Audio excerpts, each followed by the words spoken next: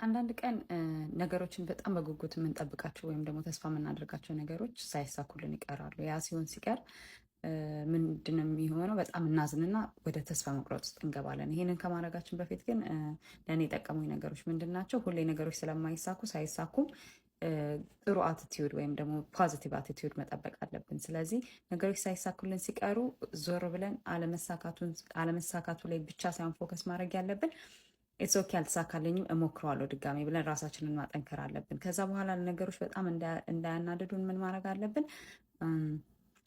በህይወታችን ውስጥ ያለንን የተሳኩልን ነገሮች እናስባለን። የተሳኩልን ነገሮች ጤንነታችን እስካሁን ድረስ አለ፣ ቤተሰቦቻችን ሰላም ናቸው፣ ልጆቻችን ሰላም ናቸው፣ ስራችንን ይዘናል፣ እስካሁን ድረስ እየሰራን ነው፣ መውጣት መግባት እንችላለን። ይህንን ነገሮች ሆንም ደግሞ በህይወታችን ላይ የተሳኩልን ነገሮች ላይ ሞር ፎከስ ስናደርግ የዛኛውን አለመሳካት ያጠፋብናል እና በዚህ ግሬትፉል መሆናችንን ማሰብ አለብን።